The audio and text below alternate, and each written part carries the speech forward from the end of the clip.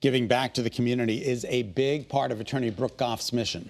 Yeah, Melissa Cole sat down with her to learn all about an organization that is very near and dear to her heart. Take a look. We are here with attorney Brooke Goff, and we have gotten to know her behind the scenes. And one of the things that your company really likes to do is give back to the community. It is. You know, I feel like it's a social responsibility for everybody that obviously makes their living based on the community, and that they give back. And I think the best part for me of making money is the ability to be able to give it away. I think, again, what defines you is not the amount of money you make, it's what you've done with it. Mm-hmm. And, you know, I think that there is definitely, for me, such a honor to be able to choose Charities and make a difference, because people don't really realize how much a small amount of money, a decent amount of money, whatever the case, some help, some attention really can do to change people's lives. Yeah, it can make a big difference. It makes a huge difference. So that's my favorite part of being Brooke Goff, is the ability to be able to align myself with Charities and make a difference. All right, so in your community, you've had a fantasy football draft? Yeah, so I love football. It's no secret, our latest campaign, I love football, right? So what we did is I said, I'm a part of 5 drafts, by the way, without this one. Yeah, okay. I'm very serious. Football, Sunday, you don't want to hang out with my wife or I at all, or my son really these days, because we're very serious. But, so what we did is I'm like, how can I do a fun fantasy football league with my fans, my people?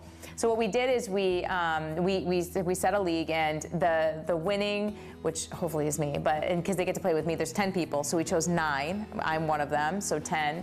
And we did a draft party at Rockledge Grill in West Hartford. And those people got chosen because we launched trivia questions, 3 of them. Everybody that got the right answer to the trivia questions went in the bucket. And then we gave people an ability to get 3 additional entries by donating up to $30, so 10 for each, 10, 20, 30, to Twilight Wish in Connecticut, which is a charity that grants seniors wishes, right? So yeah, I've never heard of this before. Most people haven't. I tried to go after the charities that are not getting all the publicity and the attention, right? So think about it. I do feel always that our seniors are forgotten. I do, and they'll tell you the same. They feel forgotten. So I do a ton of stuff with Make-A-Wish. We do lots of stuff with that. We do stuff with juvenile diabetes kids. We do all of these things. We do stuff with animals, right? But I feel like that's where all the focus typically goes, and you don't hear about, well, what about seniors? What about people that don't have the means to get themselves to events they want to go to, or meet people they want to meet? I mean, a lot of times they're just living alone, right? I know, it's awful, yeah. So this actually helps grant wishes that seniors may have. Tell us some of them that you've granted. So it's not me, it's the company has granted. One woman wanted to pet a penguin. They did that, which I think is great. Another needed medical transport to get to her granddaughter or grandson's graduation, and they gave medical, and that stuff's expensive, right? So as most people I know, because I talk about my dad, he started as a janitor, and now he's got the highest ranking position. He's responsible for the whole building and grounds of the same place, by the way, where he has been for over 30 years. And it's a nursing home. So on summers, I was one of those kids that could not sit still. Both my parents worked, and I went to work with him every single day, and I ran the bingo with the seniors. I would bring them to room. I would deal with the Alzheimer's patients. I would deal with all of them. I actually got awards for the most volunteer hours. I had over 1,000 hours one summer. It's something, and I'd have vacations. I couldn't wait to go there. I'd eat lunch with them. And, looking back now, they would some of the men and women that I dealt with, they were so patient with me, because think about that. I was a little kid. But they really played a big part. So I did that from the age of 7 all the way until I was 14, which is quite a long time. And I did it every summer. I also had very close relationships with both of my grandmothers. I lost my very close grandma a year ago when I was pregnant, and I lost her to dementia. And luckily, her biggest wish would have been to be with her family, and we were able to give that to her.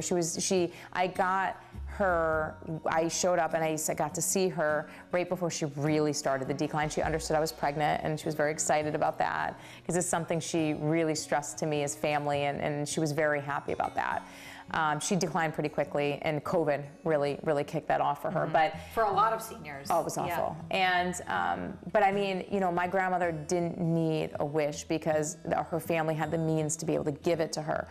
For every one of her, there's probably 90% of people that can. So this organization's great. I stand behind the decision. I can't wait to do more campaigns with them. They actually have a golf tournament coming up in October. I recommend people participate even if you don't play. I mean, you can come play with me, but the like gloves come off. It's very serious for me. But I think that anytime you can align yourself with an organization like Twilight Wish and make a difference for people that otherwise can't make a difference for themselves, I think it's a win for everybody. Yeah, that's wonderful. What a great cause. So it's great, and the people that run it are really great too. I would recommend that people check it out online. And if you're looking, it's the end of the year, if you're looking for a tax, donation, whatever the case might be, it's definitely an organization that does not get enough attention that should. All right, we'll link it for our viewers. Yeah, please do. Thank Sure. you so much. Sure. Oh, that's awesome. And I do want to thank Brooke Goff because she's also a sponsor for the Denise DeCenzo Foundation. She's very philanthropic. If you would like to visit her website, learn more about her, you can visit gofflawgroup.net. Also find her on Facebook, Instagram, and TikTok. All right, still ahead on this Friday afternoon, spooky fun at Flambic Farm. We're getting a sneak peek of what you will see at this year's haunted walkthrough.